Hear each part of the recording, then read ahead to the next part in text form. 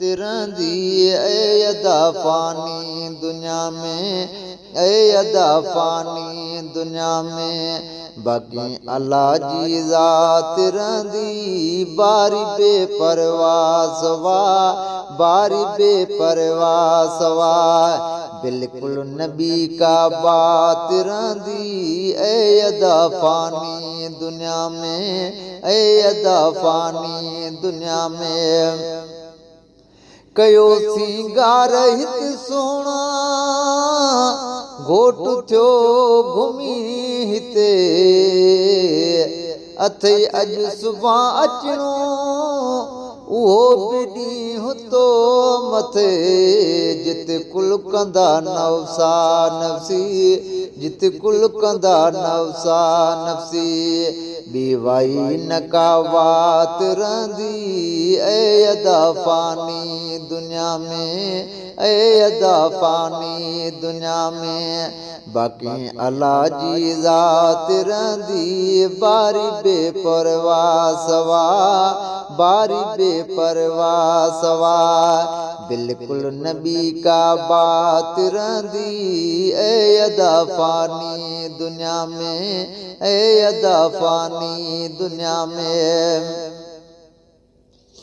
हित मालिक बणियो मुल्कनि संदो,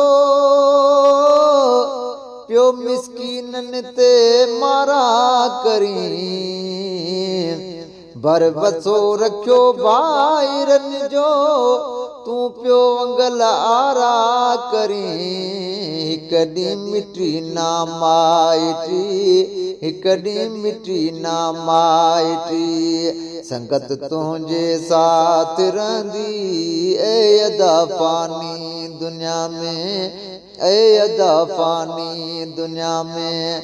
बाकी अल्लाह जी ज़ात रहंदी बारी बेपरवाह सवा, बारी बेपरवाह सवा। बिल्कुल नबी का बात रहंदी ऐ अदा फानी दुनिया में, ऐ अदा फानी दुनिया में। हित मोहब्बत रखियो मिल्कियत सां, पैसनि खे प्यारो करी। महल माड़ियूं तूं वॾायो, साहिब थियो पियो सैर करी।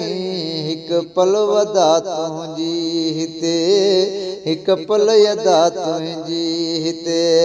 माड़ी न का महलात रहंदी ऐ अदा फानी दुनिया में, ऐ अदा फानी दुनिया में। बाकी अल्लाह जी ज़ात रहंदी बारी बेपरवाह सवा, बारी बेपरवाह सवा। बिल्कुल नबी का बात रहंदी ऐ अदा फानी दुनिया में, ऐ अदा फानी दुनिया में। अथम इल्तिजाइया ॿियूं में दूं पार। सुणी सवाल सो लंघीअ जा यूसुफ घुरायो यार। हूंद मुंहिंजे सी हयाती, हूंद मुंहिंजे सी हयाती। तन में इहा तात रहंदी ऐ अदा फानी दुनिया में, ऐ अदा फानी दुनिया में।